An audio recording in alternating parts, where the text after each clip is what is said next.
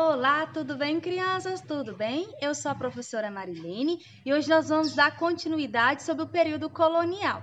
Nós vamos falar sobre uma sociedade de escravizados, homens livres e senhores. Uma sociedade dividida em três partes: escravizados, homens livres e senhores. Quem eram estes homens? Então fique aqui para você conhecer um pouco mais sobre esse período.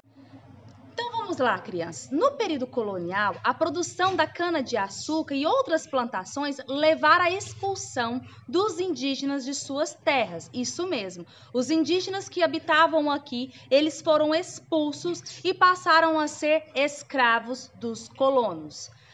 Eles passaram a ser mãos de obra escrava. Não só eles, mas também, como eu disse para vocês na última aula, eles buscaram escravos no continente africano, que eram os negros, e sendo assim, tanto os indígenas quanto os negros passaram a se tornar mãos de obra escrava aqui. Para esses homens, esses escravos, eles trabalhavam principalmente nos canaviais, que eram as plantações de cana-de-açúcar, que era o que mais dava dinheiro neste período. Sendo assim, a sociedade colonial passou a ser dividida em três partes: os escravizados, que eram os indígenas, e os africanos, como eu disse para vocês.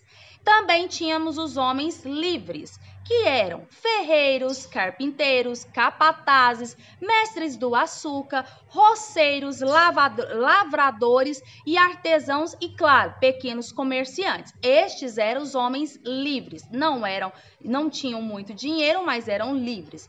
E, por último, a terceira classificação aí dos homens do período colonial eram os senhores de terra. Quem eram esses senhores de terra? O nome já diz que eram aqueles senhores, os donos dos engenhos, aqueles que tinham dinheiro. Também os aristocratas, que eram os senhores da época também aqui.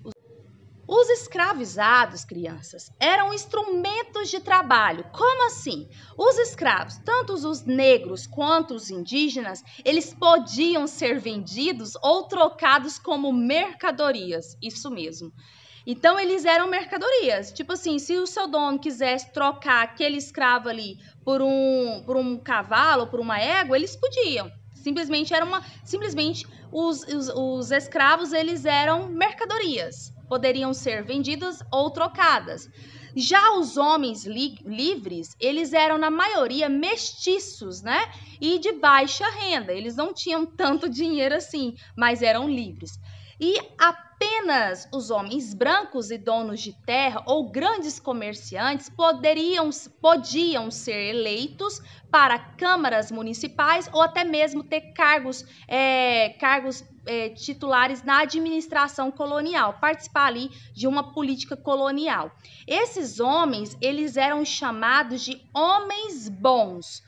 Homens bons, não bons de bondade, mas homens bons Então, para finalizar essa aula, eu quero que vocês observem essa pirâmide aí. Essa pirâmide é a pirâmide da sociedade colonial brasileira.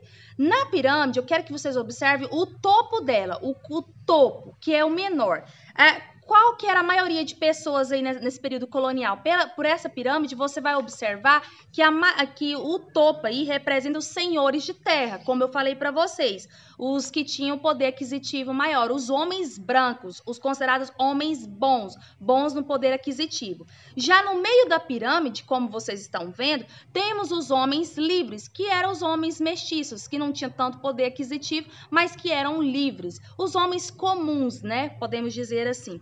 E a grande maioria aí que nós vamos ver eram os escravizados, que eram os indígenas e os africanos. Então, crianças, é só. Então, se vocês gostaram dessa aula, deixe seu like. E se você não é inscrito, se inscreva aqui. E até mais para a nossa próxima aula de História. Tchau!